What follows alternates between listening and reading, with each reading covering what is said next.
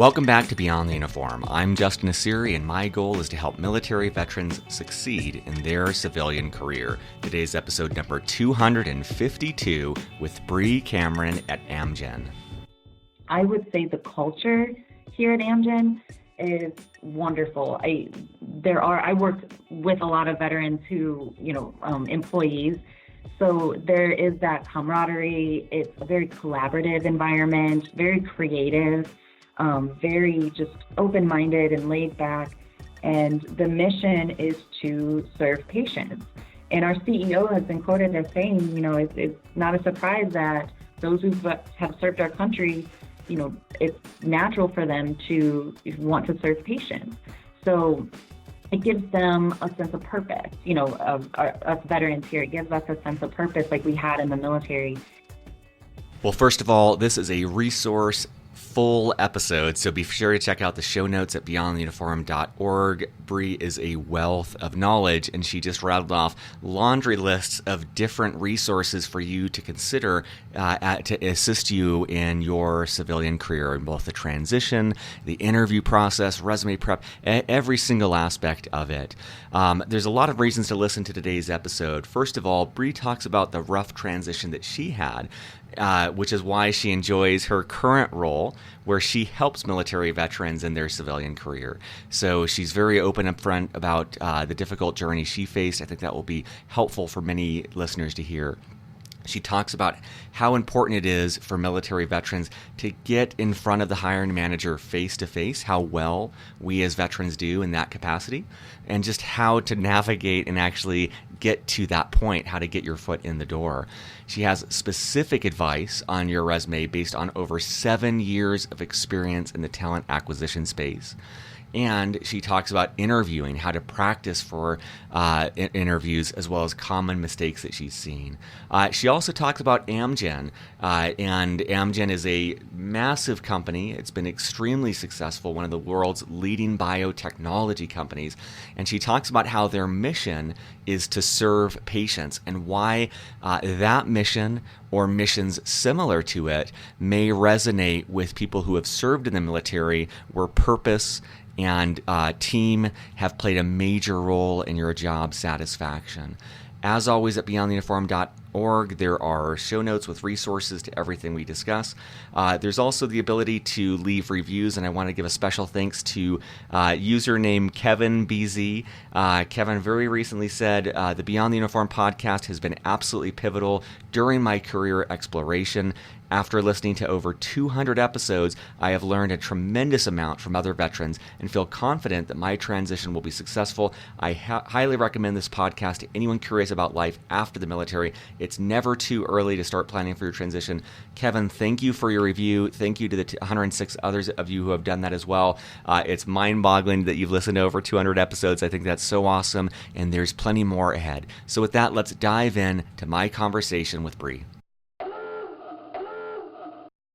Joining me today in Findlay, Ohio, my guest is Bre Cameron. Bre is the Veteran Employment Program Manager at Amgen. Amgen is one of the world's leading biotechnology companies, where their mission is to serve patients. She started out in the U.S. Navy as a photographer's mate and has been in talent acquisition for over 7 years. She holds a master's degree in engaged humanities and the creative life from Pacific Graduate Institute and a bachelor's in liberal studies from Bowling Green State University. So Bre, maybe to start things off, could you take us through your first transition from the military and what that experience was like, and the jobs that you held prior to working at Amgen? So my transition from the Navy to the civilian workforce, it was rough. I wasn't as prepared as I thought I was going to be, and that's one of the reasons I love my job now, is because I get to help other candidates kind of overcome those obstacles that I was running into. So I decided to work part-time jobs while I was finishing up my bachelor's degree using my MGI bill. And so I worked for, I did some retail jobs, and I'm trying to think what else, retail jobs mainly. And when I finally finished my bachelor's degree, I thought it would be easy for me to find a job. I thought, I'm a veteran, I have a bachelor's degree now, people are going to be fighting over me, I'll have absolutely no problem finding a position. And it took about a year and a half before I found a role that I felt was a good fit for me. I don't think people understood my resume or my military experience. And I think a lot of that was I wasn't communicating that experience the way I should have been. But I worked a lot of restaurant jobs. I was a bartender. I worked some odd jobs such as a web designer because I had those skills from when I was in the military. I continued to do photography, freelance photography, since I also had those skills from the military to supplement my income. But it was rough. I usually held a few jobs at a time until I finally found full-time employment, of 40 hours a week type of role. So yeah, I would say my transition was tough. And now being in talent acquisition, I started at the very bottom. I took an entry-level role, thinking it was going to be temporary. And I've learned so much in this role, just being in talent acquisition, about what I should have been doing back then, and passing that information along to my veteran candidates now, hoping that will help them find a role much sooner. So.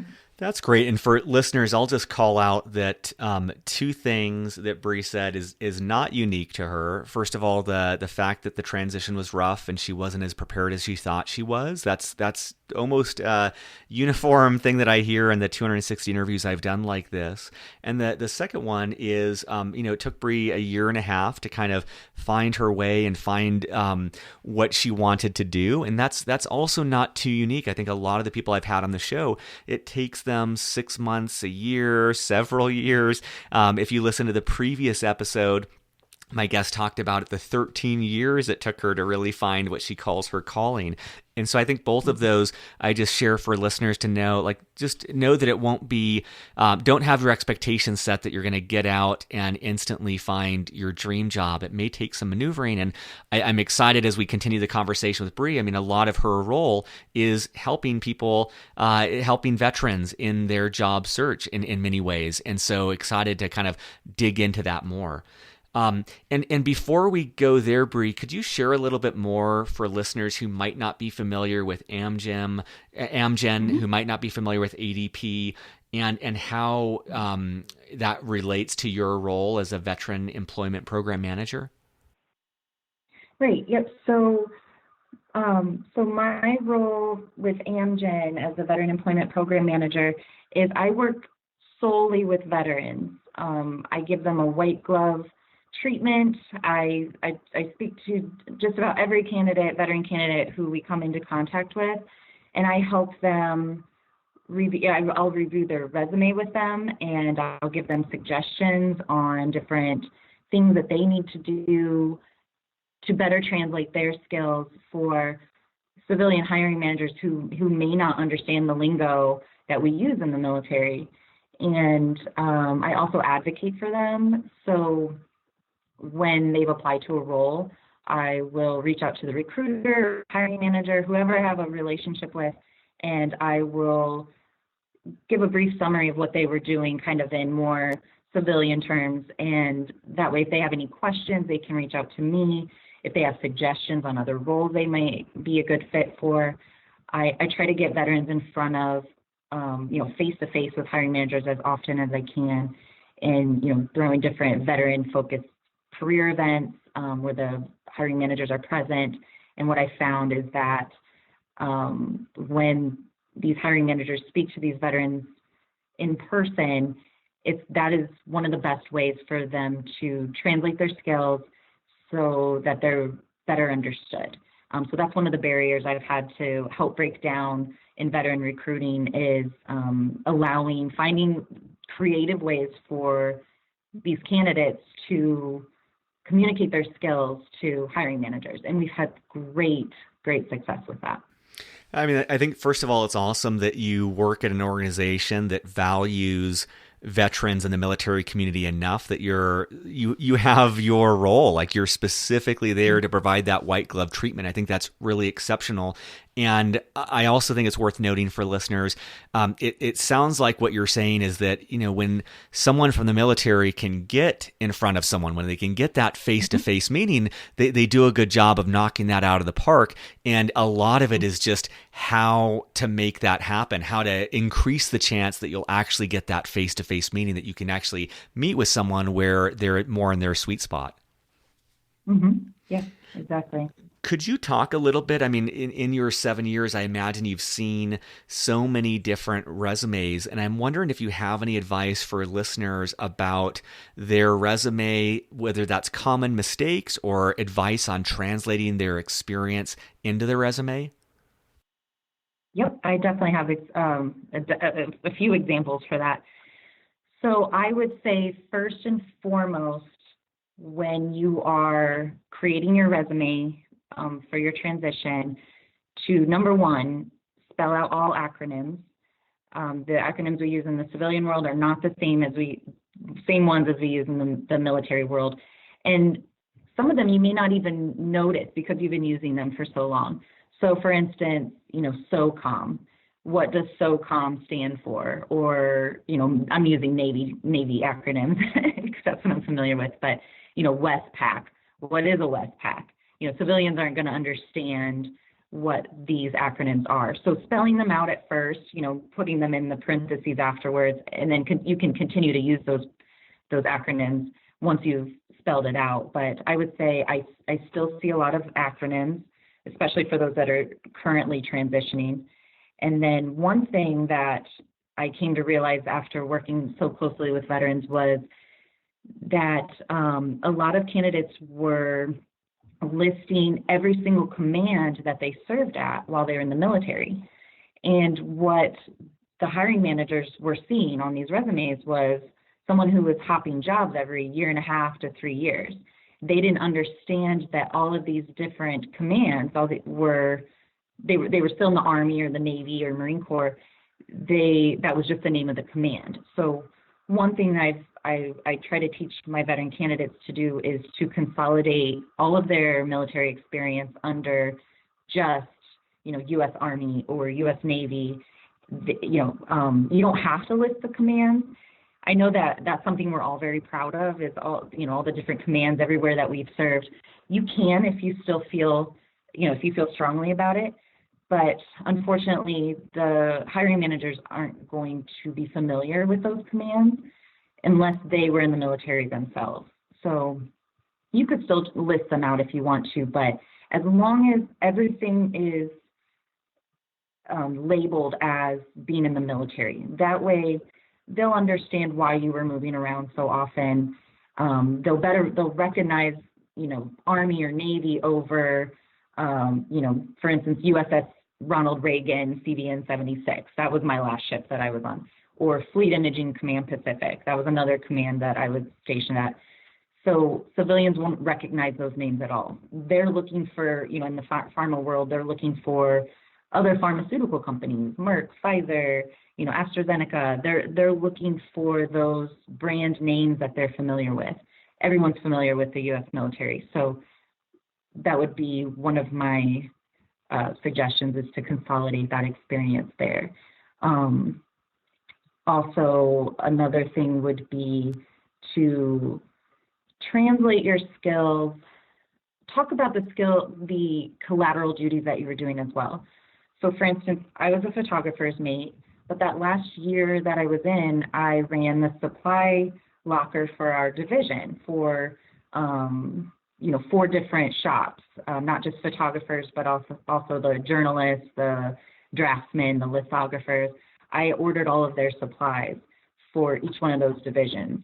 And so those were skills I didn't even realize I should be adding onto my resume. I think I just had it under, ran supply department or something. So talk about some of those collateral duties you're doing, working with SOPs. That's huge, out in the civilian world.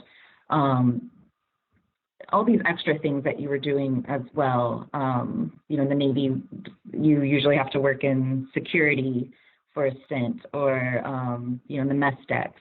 Talk about your experience there, if it's relevant to that position. and, kind of elaborating on that, the being relevant to a position is when you're looking at these job descriptions, one, make sure you're qualified. That was a hard lesson for me. I was applying to all the jobs that I thought sounded fun, but make sure you meet those basic qualifications, and 100% of those are for compliance reasons. When it comes to the preferred qualifications, make sure you meet about 75% of those. That's the hiring manager's wish list. And then target your resume for those preferred qualifications. So you'll see a lot of technical requests there, or a lot of keywords. Make sure you're putting those keywords in your resume. Some companies use a software that scans the resumes and tries to find those keywords. At Amgen, we don't use that. It's an actual human being looking at every single resume that comes through. But even so, they're going to be scanning the resume looking for those keywords as well. So anything you can do to make them stand out. But targeting a resume is key, and that was one thing that I didn't do when I was looking for positions. I used the same resume for every single role that I applied to. So that would be my overall advice. There's so much more I could go into, but that's definitely those are the most important things. That's awesome. So I just want to unpack a couple things for listeners because there was so much value in what you just shared. I first of all loved what you were saying about acronyms and translating your experience. And I think for listeners to realize that's one of the great things of speaking with someone like Bre or reaching out to someone on LinkedIn, and someone who is either not in the military or has been out for a while, where they can do that quick scan of your resume and just kind of pinpoint those things of like, hey, this won't make sense to someone who's looking at it. This is too detailed. You need to explain this differently. It's literally finding a translator to take your military experience and put it in terms that the person reviewing the resume is going to understand, making it easy for them to connect the dots on how your previous experience relates to what they're hiring for. A second thing that I loved about what she was saying is with your collateral jobs. And I think back when, a long time ago when I was on submarines, most of my job was standing officer of the deck. Most of my job was being the assistant engineer or the damage control assistant. And on the side, I was tasked, as all of us are, with random things, and one of them was overseeing the ship's store. And that might, depending on the job I'm applying to, while that's not a big part of my identity, while that wasn't a big part of what I did day to day on the ship, that might be something good if I'm applying to a job that has to do with cash management or overseeing inventory. And I can spoon feed the hiring manager to say, hey, this is what I did on the ship, and this is how it might relate to what I'm applying to.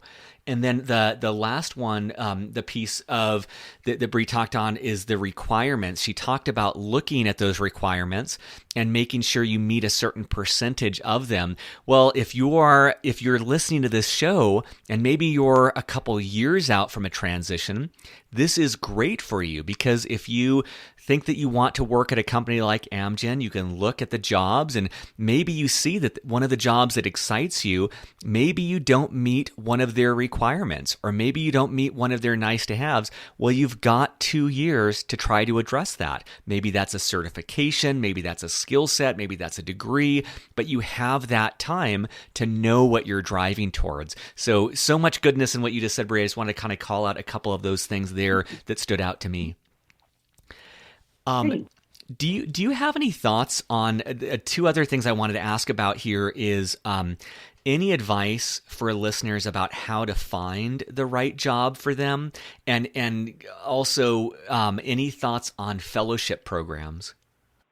Yes. Okay. Great question. So first of all, if you're trying to find a company who is veteran friendly, I would suggest looking at companies who are on like the military friendly employers. Anyone who's received that award or those designations. I'm trying to think. There's another website called vetjobs.com. It has it's a bunch of companies who have all vowed to collaboratively hire 100,000 veterans by the year 2020. So so GI Jobs, they have a list of veteran-friendly companies. So doing some research there, and anyone who's on that list probably has a veteran recruiter like me that is working for them. So you may have someone who can advocate for you once you start applying. So find them on LinkedIn, reach out to them, tell them you're interested in a job with their company. And I work with a lot of veterans who are, or not veterans, but they're active duty. They're, getting out in a year and a half, and I'm trying to help them prepare for that as well. So a lot of veteran recruiters are willing to do that. So I would say, if you're looking for an environment that's similar to the military or that's understanding of your military experience, start with some of those lists online. They're easy to find, and reaching out to those companies. And then as far as fellowship programs, you had kind of mentioned something earlier. I wanted to mention if it's too late for you to do a fellowship program, there's a lot of mentorship programs out there as well. And Amgen, we participate in some of them. There's American Corporate Partners, there's Veterati. So you can sign up to participate in these mentorship programs. It doesn't matter if you're in or you've already gotten out of the military. You can sign up and speak to people, other veterans or people in your desired business area who are already in that position. They'll look at your resume. They'll give you suggestions on how to translate it. They'll give you interview prep tips. There's all kinds of things you can get from those mentorship programs. As far as fellowship programs go, we just launched one here at Amgen. We have our first fellowship participant going through the program right now, and it has been such a great experience. He started at the end of January, and within 2 weeks, I had his manager and her manager reaching out to me, asking me, how can we get this guy hired? Within 2 weeks, he was able to prove himself. And I knew that's what was going to happen. And that's why it was so important for us to implement these fellowship programs. And there's, I think Hiring Our Heroes, there's DoD Skill Bridge, there's all different types of fellowship programs out there. And it's usually offered to active duty military within the last year to 18 months that they're serving. And you can get approved to get temporary orders to work for one of these corporations for a limited amount of time. The one we used was for 3 months.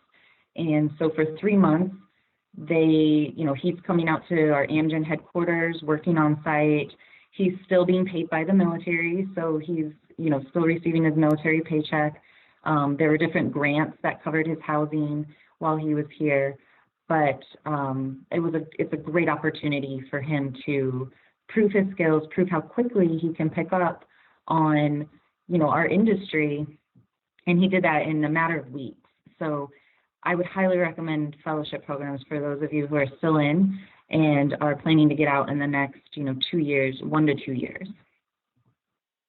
This is great. And so again, there's very dense amount of information. So just to kind of unpack this, first thing that stood out to me, and definitely check out the show notes. I was trying to keep up with Bre as she was rattling off a ton of incredible resources. So if you're driving or flying a plane or whatever right now, listening to this, go to the show notes. We'll have links to everything she just mentioned. But first of all, knowing that people want to help you. And so many of the veterans that I talk with and people on active duty are frustrated because they don't know where to start. And so vetjobs.com, which Bre mentioned, and GI Jobs, I love that because they have lists that are connecting you with companies that want to hire you and that have people like Bre. And I'm sure Bre's available to help you as well. But they want to coach you through that process and help you put your best foot forward in applying to these jobs. And then second of all, I'll add this in the show notes, but Bre mentioned American Corporate Partners and Veterati. Both are fantastic organizations. If you listen to episode 151, I talked to Timothy Cochrane over at ACP, and in episode 160, I talked to Daniel Rao over at Veterati. So if you want to take a deeper dive into those mentorship programs, check out those episodes, but they're 100% free for veterans, and they're just more tools to help you expand your network and help you build up your skill base so you can find that ideal career. Could you talk a little bit about specifically at Amgen what the career field looks like and why veterans may find it a good fit for them in their career? So one of the reasons they hired me to oversee the veteran program um, was they had an advocate before me, and he worked in talent acquisition. He was a recruiter, and he's a Marine Corps veteran. He's now my boss. His name's Troy Knapp, and he was the one who would speak to each candidate, each veteran candidate, one on one, and give them this advice. He saw the importance in hiring veterans, so it was his idea that we create a program that solely focuses on hiring recruiters, or I'm sorry, hiring veterans. And he, because he was just doing this in addition to his, regular job responsibilities. Um, One of the reasons that Amgen agreed to this was because for 20 years, their company was run by veterans. Two of their previous CEOs were Navy veterans. And the current CEO, he also agreed that it was important for us to keep up with, having those leadership skills, that loyalty, the organizational skills, just the ability to adapt quickly. So he really saw the value in that as well. So I would say the culture here at Amgen is wonderful. I work with a lot of veterans who, employees. So there is that camaraderie. It's a very collaborative environment, very creative, very just open-minded and laid back. And the mission is to serve patients.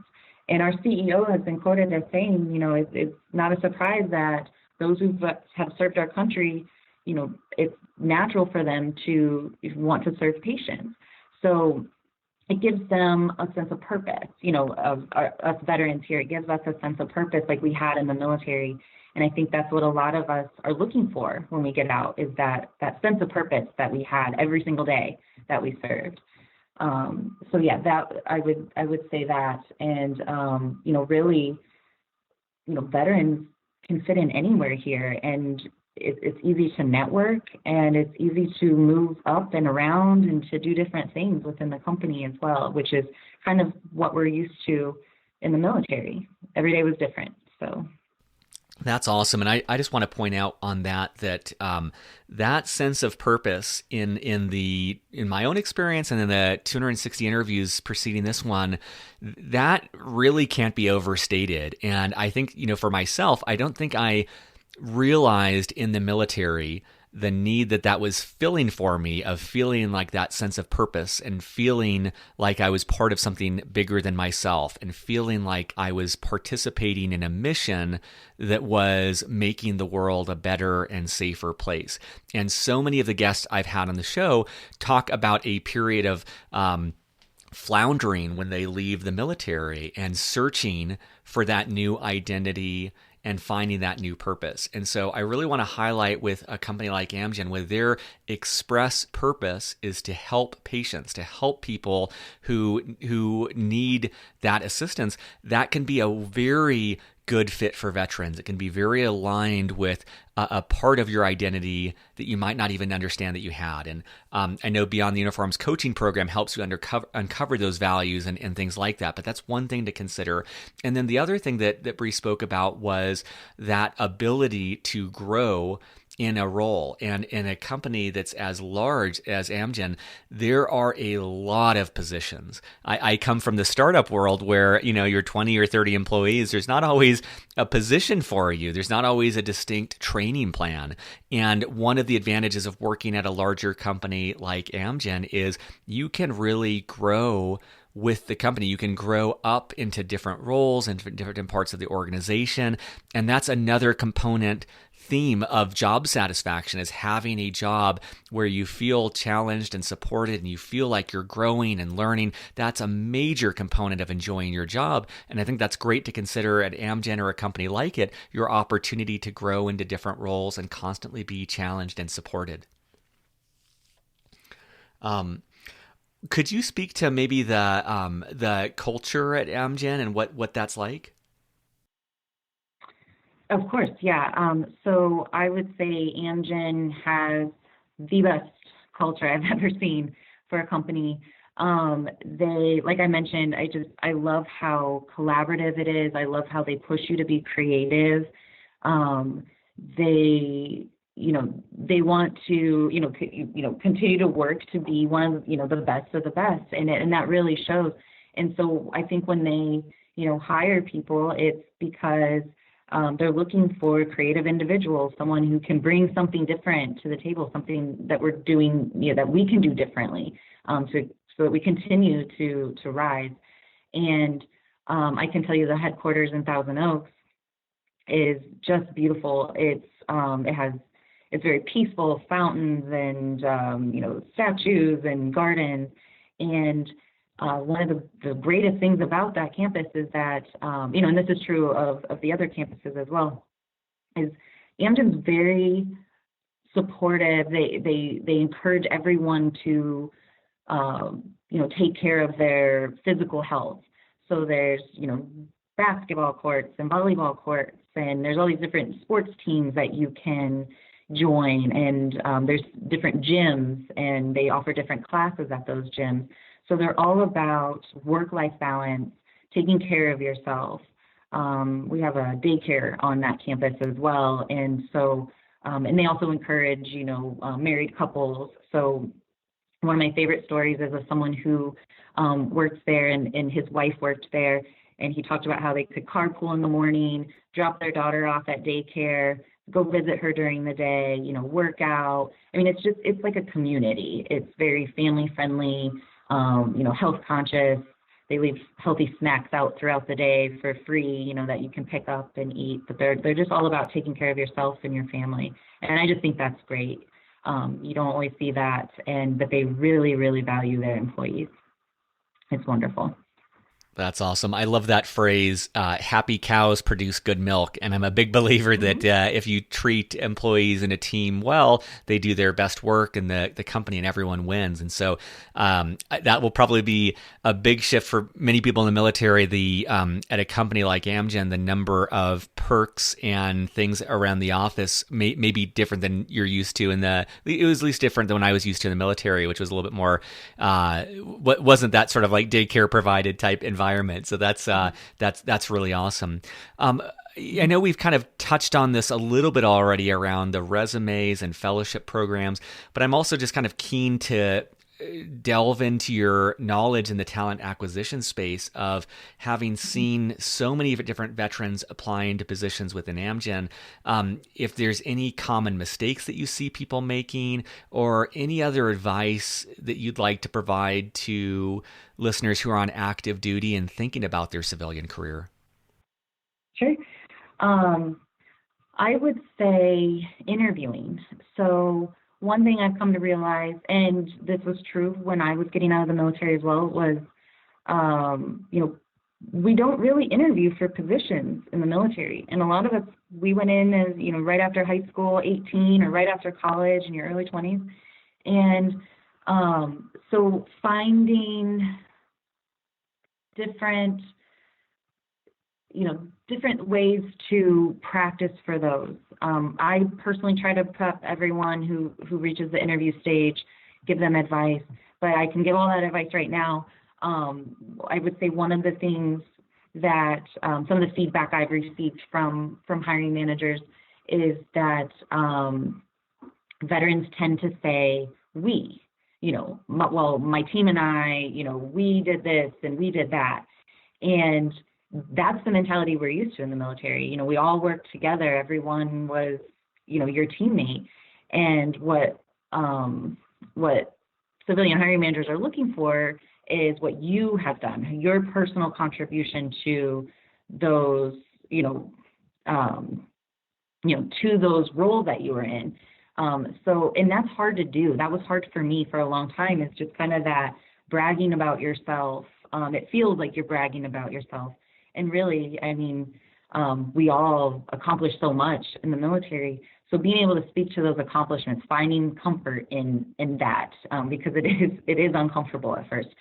And so I would say that, listing your personal accomplishments, how you helped your team, if you want to word it that way. I would also say that we do so much in the military. Like I've said, every day is different in the military, and so when they're asking questions, a lot they're looking for one specific answer. And I know that I did this a lot when I was first interviewing, was saying things like, "Oh, I used to do that all the time. I did that several times." Well, what they want to know is, can you tell me one time that you did that? Giving specific examples. The situation was A, and the actions I took were B, and then the results that we saw afterwards were, C. So being able to list, those specific incidents, are very helpful. I'm trying to think what else. Another thing that a lot of us don't realize that we do is the yes sir, no ma'am.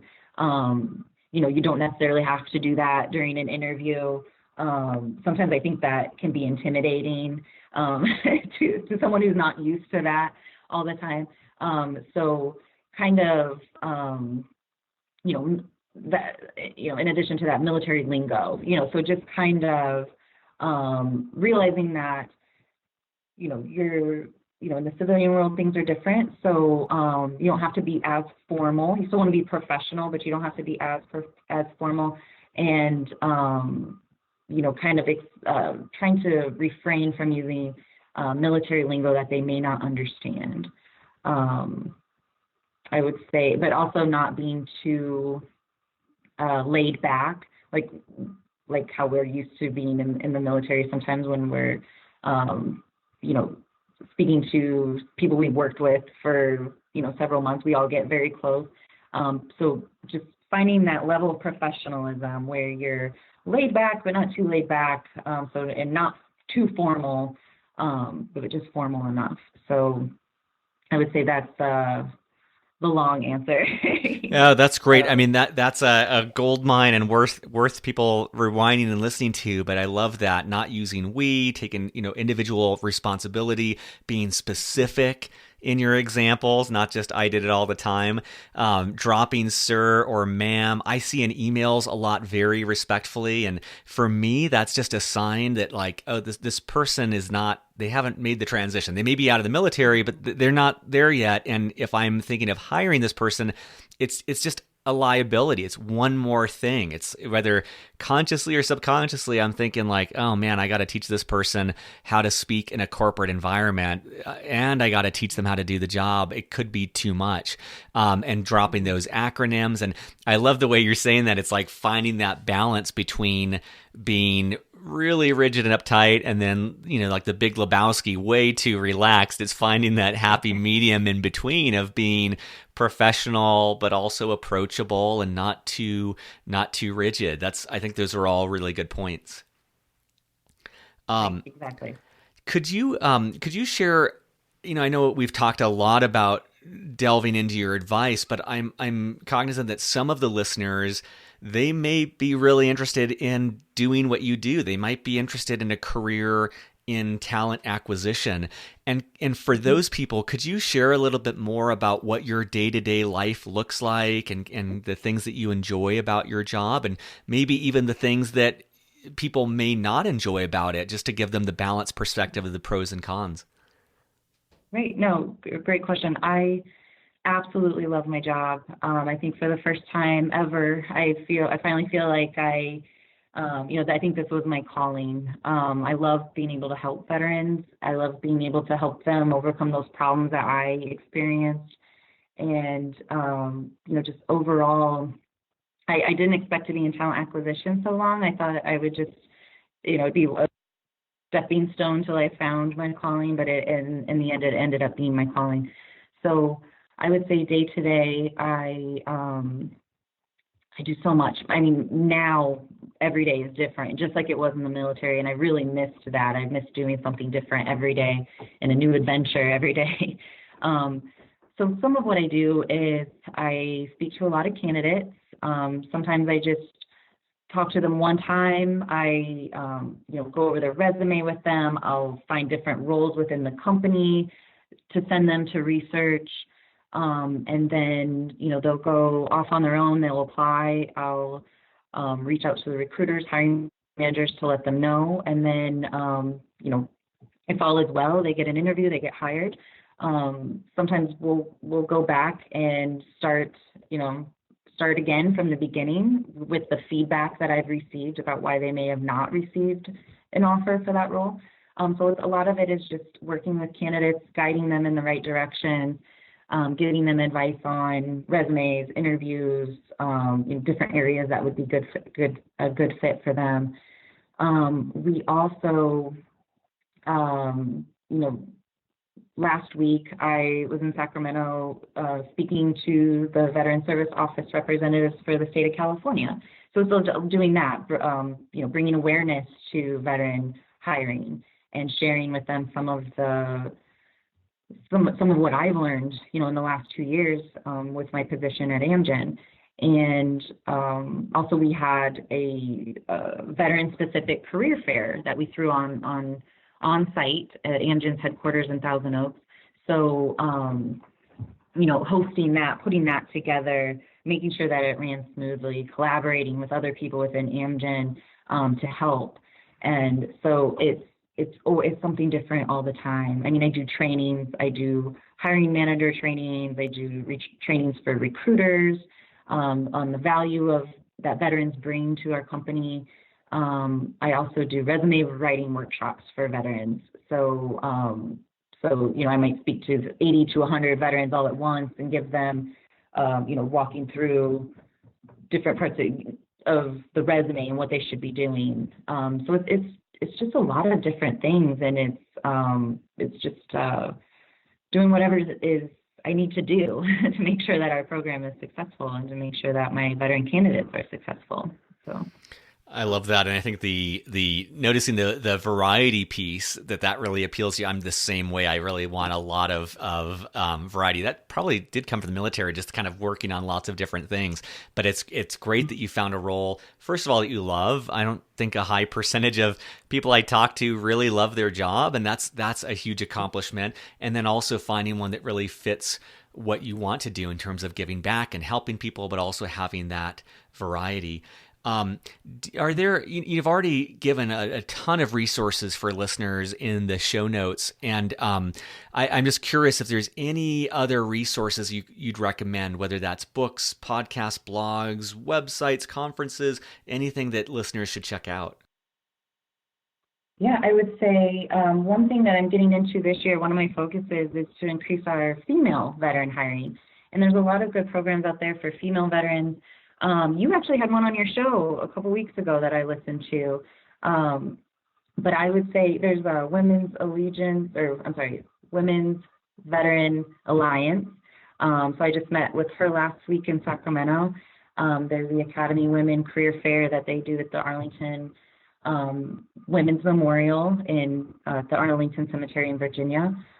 So any female veterans who are listening out there, I mean, there's a lot of I'm starting to see a lot more of that, female veteran-focused organizations. So I can send you a list after this, Justin. I don't have all of them in front of me, but I would, those are a few avenues for our female veterans.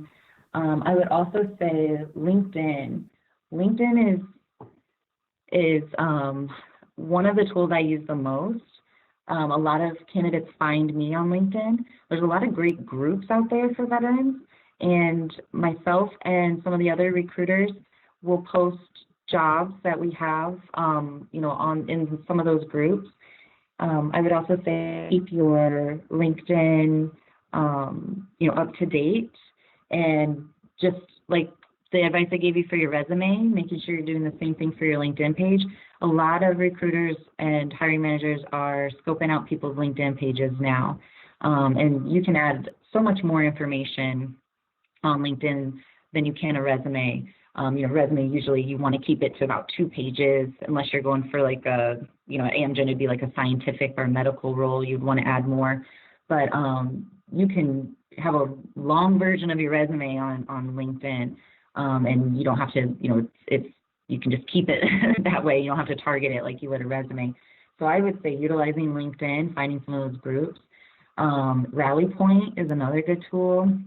It's kind of like a Facebook for the military, but there's a lot of people who advertise different events and jobs on there as well. So yeah, I think that's all I can think of.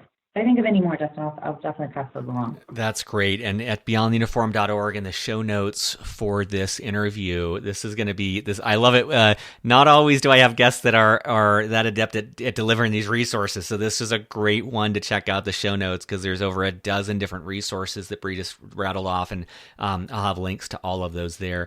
Well, Bre, I know that we're at the end of our time, and I always like to keep the last question open-ended, and that is there anything that we haven't covered that you'd like to share with listeners, or anything that you'd like to leave with them before we wrap up?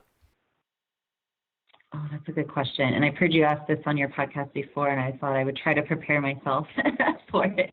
Let me think. I would say, I would just say, don't give up. It's frustrating, and don't sell yourself short. I feel like that's what I did in the beginning, is I sold myself short, and I didn't know about all the different organizations, and maybe they weren't out there back then when I was getting out. But do your research, find an advocate, find someone, like a program like we have at Amgens, a veteran recruiter like me. I mean, there are people out there to help, and I would say just to keep looking.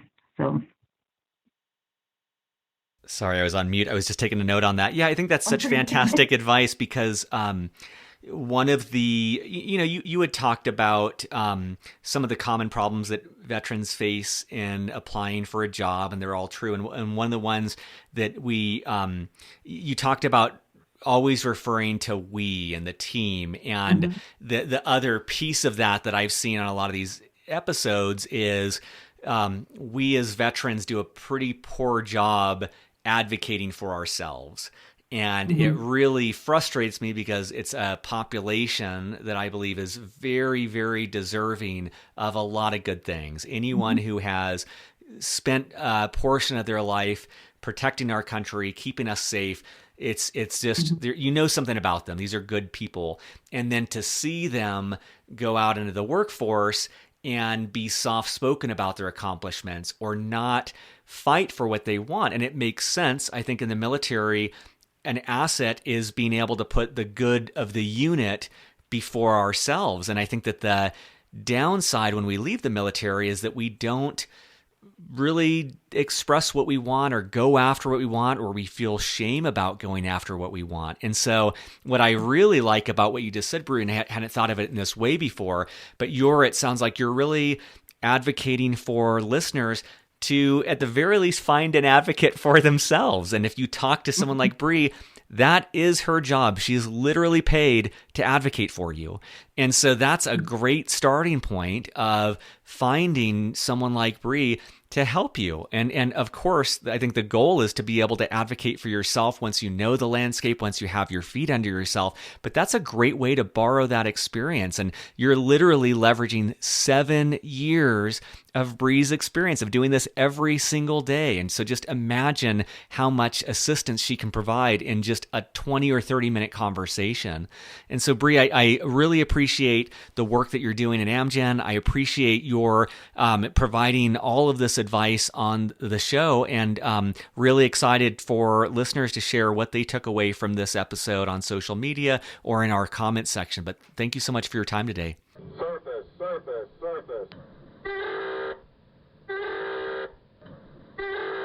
Well, thank you so much for listening and for supporting Beyond the Uniform. Beyond the Uniform is produced and edited by me, Justin Nassiri. Our staff is entirely part-time. They do this on nights and weekends out of the goodness of their hearts to give back to the military community. Our director of outreach is Steve Bain, who relentlessly books guests, finds sponsors, puts together our newsletter, and thousands of other critical tasks every single week, all behind the scenes to keep Beyond the Uniform running smoothly.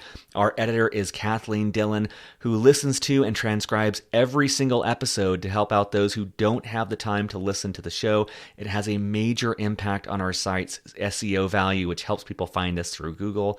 Our data analytics and insights advisor is Andrew Woolridge, who pores over the data each and every month to help us better understand how to best serve the Beyond the Uniform audience.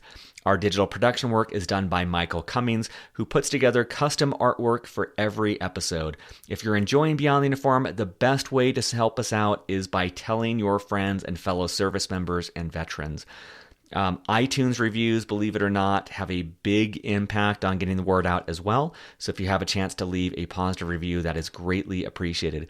If you know of a business that would like to get their product or service in front of a military audience, we are always on the lookout for sponsors, which helps us subsidize the cost of putting this show together. And if you haven't yet signed up for our newsletter, you can do so at beyondtheuniform.io. We send out a newsletter twice a month, and it is a treasure trove of helpful information for your civilian career and transition. And be sure to check out our coaching program, where you can be connected with a subsidized, professional, certified executive and career coach to help you in your career decision making. Thank you for listening, and I'll be back next week with more stories from military veterans about their civilian career. Take care.